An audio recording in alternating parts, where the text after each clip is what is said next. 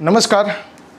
આપણે છેલ્લા લેક્ચરની અંદર સહાયક પાચક ગ્રંથિઓની વાત કરી. એની અંદર આપણે લાળ ગ્રંથિ સમજી ગયા. 3 પ્રકારની લાળ ગ્રંથિ આપણે સમજી: ઉપકર્ણ ગ્રંથિ, અધોહનુ અને અધોજીવા લાળ ગ્રંથિ. આ બધી લાળ ગ્રંથિઓની આપણે ચર્ચા કરેલી. હવે ત્યાર પછી બીજી આપણા શરીરની અંદર આવેલી મોટામાં મોટી સહાયક પાચક ગ્રંથિ, અને આપણા શરીરની અંદર આવેલી સૌથી મોટામાં મોટી પાચક ગ્રંથિ એ કોઈ હોય તો એ લાળ ગ્રંથિ છે, યકૃત છે. તો આપણો પહેલો જ મુદ્દો બનશે યકૃત છે. આપણા શરીરમાં આવેલી સૌથી મોટી પાચક ગ્રંથિ છે. ઉપરાંત આપણા શરીરની અંદર ઘણા બધાના રસાયણ, ઘણા બધા કેમિકલ બનતા હોય, એટલા માટે એને રાસાયણિક ફેક્ટરી પણ કહી શકીએ. આપણા શરીરની જો રાસાયણિક ફેક્ટરીની વાત કરીએ તો એ યકૃત જ છે. એટલે આમાં દરેક લાઇનની અંદર પ્રશ્ન આવશે. શરીરની સૌથી મોટી ગ્રંથિ છે, યકૃત છે. રાસાયણિક ફેક્ટરી કહેવામાં આવે તો પણ યકૃત. એનો વજન પુખ્ત મનુષ્યની અંદર એનો વજન 1.2 થી 1.5 કિલોગ્રામ જેટલો હોય છે. ક્યાં આવેલી હોય છે સાહેબ? ઉદરની અંદર. ઉદર એટલે પેટ. પેટની નીચે ઉરોદર પટલ નામનો પડદો આવેલો હોય છે. ઉદરમાં, ઉદર ગુહાની નીચે, ઉદર એટલે પેટ, પેટનો જે ખાડો હોય છે એમાં નીચેની બાજુએ આવેલી હોય છે યકૃત. એના 2 ખંડો હોય છે, જમણો ખંડ અને મોટો ખંડ. આ બંને ખંડની પહોળાઈ અને લંબાઈ અલગ અલગ હોય છે. એનું રક્ષણ કરવા માટે યકૃતના બંને ખંડોની ફરતે સંયોજક પેશીના કોષોનું આવરણ જોવા મળશે. આ વિશિષ્ટ પ્રકારની સંયોજક પેશીનું આવરણ, આ જે સંયોજક પેશીથી આવૃત જે રચના છે એનું નામ છે ગ્લિસન્સ કેપ્સ્યુલ. આ ખાસ યાદ રાખજો, નીટમાં પૂછાઈ ગયેલો પ્રશ્ન, હજી પણ પૂછાવાની શક્યતા, કે ગ્લિસન્સ કેપ્સ્યુલ કોની સાથે સંકળાયેલ છે? તો એ યકૃત છે. ફરીથી એકવાર વાત કરું છું, યકૃતના 2 ખંડો છે, જમણો ખંડ અને ડાબો ખંડ. બંને ખંડોની સુરક્ષા કરવા માટે ચોક્કસ પ્રકારની સંયોજક પેશીથી એ આવૃત હોય છે. આ સંયોજક પેશીથી આવૃત જે યકૃતની રચના છે એને આપણે કહેવાના છીએ ગ્લિસન્સ કેપ્સ્યુલ. એક સૌથી મોટી લાળ ગ્રંથિ, એનો વજન છે, ઉદર ગુહામાં આવેલું છે ગ્લિસન્સ કેપ્સ્યુલ. યકૃત એનું ઓરિજિનલ કામ શું છે? આમ તો પિત્તરસ બનાવવાનું. આ પિત્તરસનો પાચનમાં બહુ મોટો રોલ છે, એટલે પિત્તરસ બનાવશે. આ પિત્તરસ છે એ પિત્ત નલિકા વાટે ક્યાં વહી જશે? પિત્તાશયની અંદર. એટલે પિત્તાશયનું કામ શું છે? પિત્તરસનો સંગ્રહ કરવાનું છે. આ પિત્તરસ બનશે ક્યાં? યકૃતની અંદર. આવશે કોના દ્વારા? પિત્ત નલિકા દ્વારા પિત્તાશયમાં આવશે. જ્યારે જરૂર હશે ત્યારે પિત્તાશયમાંથી એ આગળ વહી જશે અને પક્વાશયની અંદર ખુલશે. પિત્ત નલિકા છે એ યકૃત નલિકા સાથે એને જોડાઈ જશે. આ પિત્ત નલિકા અને યકૃતમાંથી નીકળતી યકૃત નલિકા, આ બંને જોડાઈ અને બની જશે સામાન્ય પિત્ત નલિકા. સમજો, આ સામાન્ય પિત્ત નલિકા એ આગળ સ્વાદુપિંડ નલિકા સાથે જોડાઈ જશે. સમજો, આ સામાન્ય પિત્ત નલિકા અને સ્વાદુપિંડ નલિકા બંને જોડાઈ અને એ બનાવી નાખશે યકૃત સ્વાદુપિંડ નલિકા. અને આ નલિકા છે પક્વાશયમાં ખુલશે. નાના આંતરડાનો શરૂઆતનો ભાગ. એટલે અહીંથી સામાન્ય પિત્ત નલિકામાંથી પિત્ત લઈ જશે, સ્વાદુપિંડમાંથી સ્વાદુરસ લઈ જશે. આ બંને રસો યકૃત સ્વાદુપિંડ નલિકા દ્વારા ક્યાં ખુલવાના છે? પક્વાશયની અંદર ખુલવાના છે. અને ત્યાં મોટાભાગની પાચન ક્રિયા આપણે કરવાના હોય છે. તો યકૃતની અંદર શું બનશે? પિત્તરસ બનશે. કેવી રીતે આગળ જાય એનું એક મિકેનિઝમ છે, એ સમજશું આપણે. ક્યાંથી ઉત્પન્ન થાય છે? જ્યારે માતાના ગર્ભાશયની અંદર ગર્ભનું સ્થાપન થાય ત્યાર પછીને જુદા જુદા અંગો બનતા હોય છે.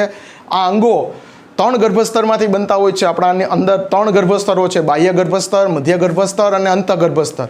એમાં યકૃત અને સ્વાદુપિંડ છે એ અંતઃ ગર્ભસ્તરમાંથી ઉત્પન્ન થતા હશે. એટલે ગર્ભાશયનો સૌથી અંદરનો ભાગ છે ત્યાંથી યકૃતની ઉત્પત્તિ થતી હોય, એટલે અંતઃ ગર્ભસ્તરમાંથી એની ઉત્પત્તિ થતી હોય છે.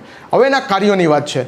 તો આપણા શરીરમાં આપણે આટલી જ ખબર હોય છે, અથવા અત્યાર સુધી આપણે આટલી જ ખબર હતી કે યકૃતની અંદર પિત્ત બને છે. એવું નથી. પિત્ત તો બને જ છે, પાચનમાં જ કામ લાગે છે. ઉપરાંત યકૃત આપણા શરીરના મોટા ભાગના કાર્ય સાથે સંકળાયેલ છે. ખૂબ અગત્યનું અંગ કહી શકીએ, પણ એના કાર્યો વિશે આપણે અજાણ હોય છે.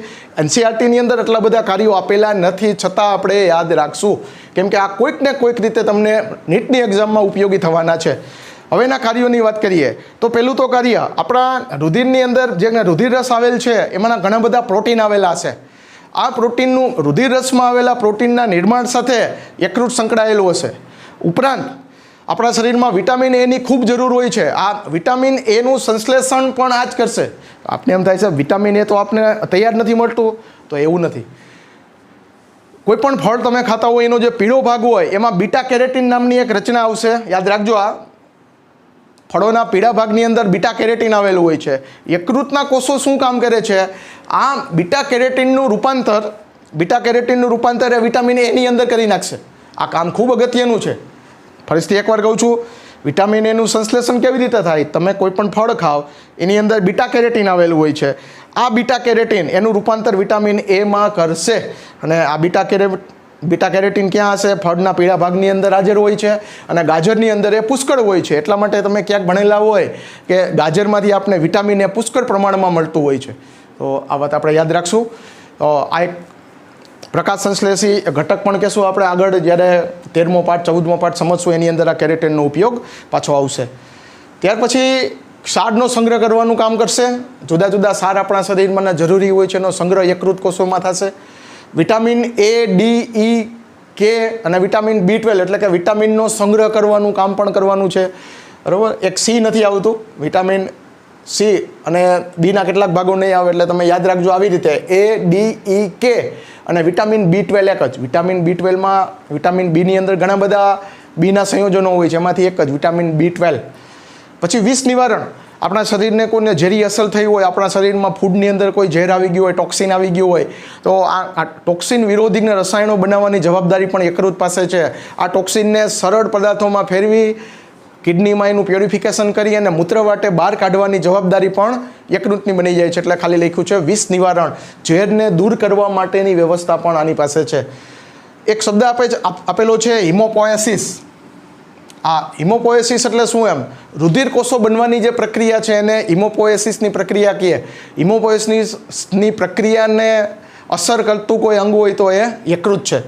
ભ્રૂણીય અવસ્થામાં ખાસ યાદ રાખશું આપણે, ભ્રૂણીય અવસ્થામાં એટલે જ્યારે કોઈ પણ પ્રાણી પોતાના માતાના પેટના ગર્ભાશયની અંદર હોય ત્યારે એ અવસ્થા દરમિયાન જ્યારે એમાં આરબીસી એટલે કે રેડ બ્લડ કર્પસલ્સ, જેને તમે રક્તકણ કહેતા, WBC વ્હાઇટ બ્લડ કર્પસલ્સ એટલે કણ, શ્વેતકણ અને રક્તકણ. રક્તકણ અને શ્વેતકણ ભ્રૂણીય અવસ્થા દરમિયાન ક્યાં બનશે? યકૃતની અંદર બનશે. બાકી આપને ખબર છે બોન મેરોની અંદર આ બધી વસ્તુ બનવાની હોય છે. રુધિર જામી જવાનો પ્રશ્ન પણ આપણે સમજવાના છીએ. રુધિર જામી જવાની અંદર ઘણા બધા કારકો જવાબદાર છે. આ બધા કારકોનું સર્જન છે એ યકૃતની અંદર થવાનું છે.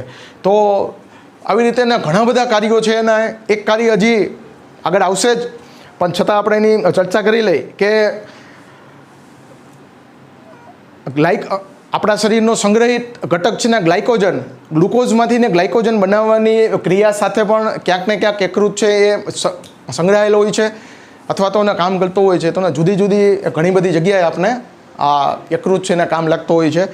હવે ચરબીના સંગ્રહની વાત છે. ચરબીનો સંગ્રહ પણ આ જ કરશે. તો ચરબીનો સંગ્રહ થાય તો ચરબીનો સંગ્રહ થાય એ તો સારી વાત છે, પણ યકૃતના કોષો છે એ મોટે ભાગે ચરબીનો સંગ્રહ કરવાનું પસંદ કરતા નથી. પણ જે લોકો આલ્કોહોલના વ્યસની હોય, જે લોકો ડ્રિંકિંગ કરતા હોય, દારૂ પીતા હોય, એના કોષોની અંદર, એના યકૃત કોષોની અંદર ચરબીનો વધારે પડતો સંગ્રહ થવા મળશે. અને જેમ જેમ યકૃત કોષોની અંદર ચરબી જમા થતી જશે એમ યકૃત કોષોની કાર્યક્ષમતા ઘટી જશે. અને યકૃત કોષોની કાર્યક્ષમતાને ઘટવાની ઘટનાને આપણે કહેશું સિરોસિસ ઓફ લીવર. લીવર એટલે યકૃત, ગાડીના લીવરની વાત નથી. સિરોસિસ ઓફ લીવર એટલે યકૃતની કાર્યક્ષમતા ઘટવાને કારણે યકૃતમાં જે રોગ થાય છે એ રોગને સિરોસિસ કહેશું. આ સિરોસિસ જે દારૂ પીતા હોય, આપણે કહી છીએ કે જે દારૂ પીવે એનું યકૃત ફેલ થઈ જતું હોય છે. તો આ રીતે આપણું યકૃત છે ફેલ થતું હોય છે. જેમ જેમ ડ્રિંકિંગ કરતા જશો એમ એના યકૃત કોષોની અંદર ચરબીનો સંગ્રહ થતો જશે. જેમ જેમ ચરબીનો સંગ્રહ થતો જશે એમ એનું આખું તંત્ર છે એ કાર્ય કરતું બંધ થતું હોય છે. બીજી એક અગત્યની ઘટના કીધી, ગ્લુકોઝનું ગ્લાયકોજનમાં રૂપાંતર. આપણું શરીર છે એ સતત પાચન કરી અને એમાંથી ગ્લુકોઝ બનાવતું હોય છે.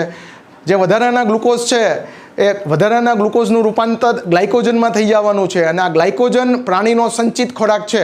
યાદ રાખજો, ગ્લાયકોજન એ પ્રાણીનો સંચિત ખોરાક છે. વનસ્પતિનો સંચિત ખોરાક છે સ્ટાર્ચ. તો ગ્લુકોઝનું ગ્લાયકોજનમાં રૂપાંતર થશે જ્યારે વધારે ગ્લુકોઝ હશે ત્યારે. એવી જ રીતે ગ્લાયકોજનમાંથી ફરીથી પાછું ગ્લુકોઝમાં રૂપાંતર કરવા માટે પણ આ જવાબદાર છે. એમાં સ્વાદુપિંડની ભૂમિકા છે, બંને સાથે મળીને કામ કરશે. તો જ્યારે ગ્લુકોઝમાંથી ગ્લાયકોજન બનાવવાનું હશે ત્યારે અને ગ્લાયકોજનમાંથી ગ્લુકોઝ બનવાનું હશે ત્યારે બંને પ્રક્રિયામાં યકૃતના કોષોનો રોલ છે. તો આવી રીતે આપણે નીટ માટે આ પ્રશ્ન બહુ સારો કહી શકશું. આખા 12મા ધોરણની અંદર, 11-12ની અંદર આ આપણે બધી જગ્યાએ કામ લાગવાનું છે.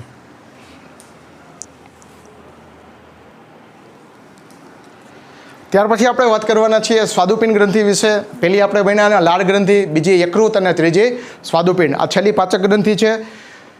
આ એક એવી ગ્રંથિ છે આપણા શરીરમાં આવેલી જે અંતઃસ્રાવનો સ્ત્રાવ પણ કરશે અને બહિસ્રાવ પણ કરશે. એટલે કે અંતઃસ્રાવ પણ બહાર કાઢશે અને ઉત્સેચકો પણ બહાર કાઢશે. આપણા શરીરમાં એકમાત્ર ગ્રંથિ એવી છે કે જે અંતઃસ્રાવિક અને બહિસ્રાવિક છે.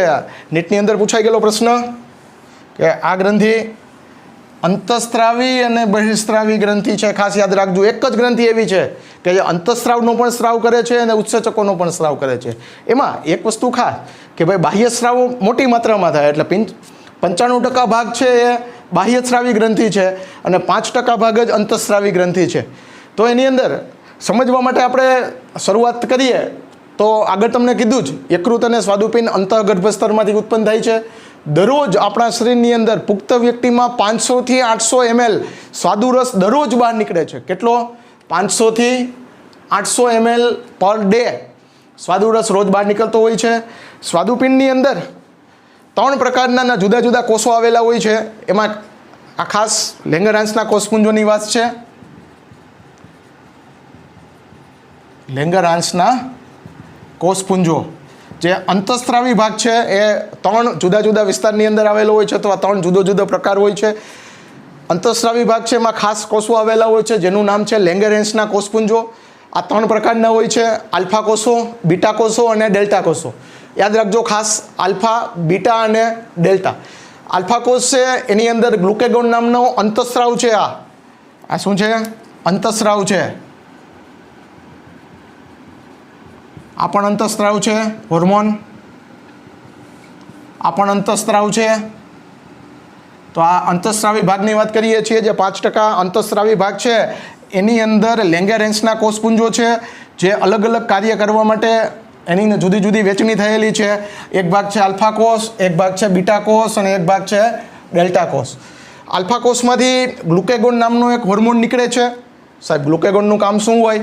તો આપણા શરીરમાં જ્યારે રુધિરની ઘટ પડી હોય ત્યારે રુધિરમાં ગ્લુકોઝનું પ્રમાણ વધારશે. શું કહું છું? ગ્લુકેગોનનું કાર્ય શું છે? રુધિરમાં ગ્લુકોઝનું પ્રમાણ વધારવું. તો ક્યારે રુધિરમાં ગ્લુકોઝનું પ્રમાણ વધારવું પડશે? જ્યારે તમારે ગ્લુકોઝની ઘટ હોય ત્યારે. તો આ ગ્લુકોઝ ક્યાંથી વધારશે? કારખાના તો નથી આપણા શરીરમાં કે હાલો ગ્લુકોઝ કાઢે જ રાખો. તો જ્યારે તમારા શરીરમાં ગ્લુકોઝ વધારે હોય ત્યારે મેં તમને આગલા લેક્ચરમાં એવું કીધું હતું કે ગ્લુકોઝનું રૂપાંતર ક્યાં થઈ જશે? ગ્લાયકોજનની અંદર. તો જ્યારે તમારા શરીરમાં ગ્લુકોઝ ઘટશે ત્યારે આ ગ્લાયકોજનમાં જે ગ્લુકોઝ પડ્યો છે એ ગ્લુકોઝ, સમજો તમે કે જ્યારે ગ્લુકોઝ જે હતો વધારે હતો ત્યારે એનું રૂપાંતર આપણે ક્યાં કરી નાખ્યું? ગ્લાયકોજનમાં. હવે આપણા શરીરની અંદર ગ્લુકોઝ ઘટ્યો છે તો જ્યારે એને ગ્લુકોઝ ઘટશે ત્યારે આપણા લેંગરહાન્સના કોષપુંજોમાં ગ્લુકેગોન ઉત્સર્જિત થશે. આ ગ્લુકેગોન શું કામ કરશે? ગ્લાયકોજનને તોડશે અને ફરીથી રુધિરમાં ગ્લુકોઝનું પ્રમાણ વધારશે. આ ઘટનાને આપણે હાઇપર ગ્લાયસેમિક પરિસ્થિતિ કહી શકીએ. રુધિરમાં ગ્લુકોઝનું પ્રમાણ વધારે હોય ત્યારે એને કહેશું હાઇપર ગ્લાયસેમિક સ્થિતિ. એટલે હાઇપર ગ્લાયસેમિક સ્થિતિ માટે ગ્લુકેગોન નામનો હોર્મોન જવાબદાર છે. સમજો વસ્તુ. એટલે જ્યારે ગ્લુકોઝનું પ્રમાણ વધારવું હોય ત્યારે ગ્લુકેગોન એટલે આલ્ફા કોષો એક્ટિવ થાય. એવી જ રીતે જ્યારે રુધિરને ગ્લુકોઝ વધારે હોય એની અંદર ત્યારે ઇન્સ્યુલિન બની જશે. ઇન્સ્યુલિન શું કરશે? રુધિરમાં આવેલ ગ્લુકોઝને ઘટાડશે. ઘટાડશે ને કેવી રીતે? ગ્લુકોઝનું રૂપાંતર એને ક્યાં કરી નાખશે? ગ્લાયકોજનમાં કરી નાખશે. સોરી, ઇન્સ્યુલિનનું કામ શું છે? ગ્લુકોઝનું રૂપાંતર ગ્લાયકોજનમાં કરી નાખશે. એટલે રુધિરમાં ગ્લુકોઝનું પ્રમાણ ઘટી ગયું. આ પરિસ્થિતિને આપણે કહીશું હાઇપોગ્લાયસેમિક. આ પરિસ્થિતિને નામ આપશું હાઇપોગ્લાયસેમિક. આ છે હાઇપર, અહીંયા વધારે છે. હાઇપો એટલે ઓછું, ગ્લુકોઝનું પ્રમાણ ઘટાડે છે. જો ગ્લુકોઝનું પ્રમાણ ઘટાડવું હોય તો ઇન્સ્યુલિનને બહાર કાઢવાનો છે આલ્ફા કોષે. જો ગ્લુકોઝનું પ્રમાણ વધારે હોય તો ગ્લુકેગોન કાઢવાનો છે આલ્ફા કોષે. બીટા કોષ, આલ્ફા કોષ, ડેલ્ટા કોષ. સમજો. તો આ બંને એકબીજાના વિરોધી નથી, યાદ રાખજો એટલું. જ્યાં શરીરની તાસીર મુજબ, શરીરની જરૂરિયાત મુજબ આ બંને ઉત્સેચકો પોતપોતાનું કામગીરી કરતા હોય છે. જ્યારે રુધિરમાં ગ્લુકોઝનું પ્રમાણ વધારવાનું હોય, કેટલીક વખત ઘટાડવાનું હોય. ટૂંકમાં આપણા શરીરમાં બેલેન્સ રાખવા માટે આ આલ્ફા કોષ અને બીટા કોષ પેરેલલ કામ કરવા જોઈએ, સમાંતરે કામ કરતા રહેવા જોઈએ. પણ અમુક ઉંમરે અથવા તો આપણાના ખોરાકની અનિયમિતતાના કારણે વધારે પડતું ગળ્યું ખાવાને કારણે ટેન્શનમાં આવવાના કારણે અથવા તો બીજા એવાના ઘણા કારણોને લીધે આલ્ફા કોષ અને બીટા કોષ પોતપોતાનું વ્યવસ્થિત કામ કરી શકતા નથી. કાં તો આ વધી જશે કાં તો આ વધી જશે. એ પરિસ્થિતિને આપણે ડાયાબિટીક પરિસ્થિતિ કહીએ છીએ અથવા ડાયાબિટીસ નામનો રોગ છે એ આને લીધે જ થાય છે, જે આપણે પછી આગળ જતાં સમજશું. તો ડાયાબિટીસના પેશન્ટને જુઓ, ઇન્સ્યુલિનના ઇન્જેક્શન દેવામાં આવે છે. શું કામે? કેમ કે એના રુધિરમાં ગ્લુકોઝનું પ્રમાણ વધી ગયું હોય, બરાબર. એટલે ઇન્સ્યુલિન બહારથી ઇન્જેક્શન દ્વારા અથવા ગોળી દ્વારા દેવામાં આવે છે. આ ઇન્સ્યુલિનનું ઇન્જેક્શન મારી અને એના રુધિરમાં જે ગ્લુકોઝ હોય છે એ ગ્લુકોઝને કાં તો ગ્લાયકોજનમાં રૂપાંતર કરશે કાં તો એને શરીરમાં કોઈ જગ્યાએ ઉપયોગ કરાવી નાખશે. આ વાત છે. હવે વાત આવે છે ને ડેલ્ટા કોષ. તો એની અંદરથી એક હોર્મોન નીકળે છે, એનું નામ છે સોમેટોસ્ટેટિન. આ આપણો હોર્મોન છે જેનું કામ જીએચને અવરોધવાનું છે. ગ્રોથ હોર્મોન છે, ગ્રોથ હોર્મોનને અવરોધવાનું કામ છે. ગ્રોથ હોર્મોન એટલે વૃદ્ધિ અંતસ્ત્રાવ. તો આપણા શરીરની વૃદ્ધિ એટલે કે લંબાઈ છે માની લ્યો, તો એ અમુક વર્ષ સુધી તમારી લંબાઈ વધતી હોય છે, ત્યાર પછી લંબાઈ તમારી વધતી બંધ થઈ જાય છે. દરેક અંગમાં એવું હોય છે. તો જ્યારે તમારા શરીરની વૃદ્ધિ પૂરી કરવાની હોય, વૃદ્ધિ સીમિત કરવાની હોય, ત્યારે સોમેટોસ્ટેટિનની જરૂર પડશે, જે જીએચ એટલે કે ગ્રોથ હોર્મોનને અવરોધ છે. તો આવી રીતે આપણે સ્વાદુપિંડની વાત કરી.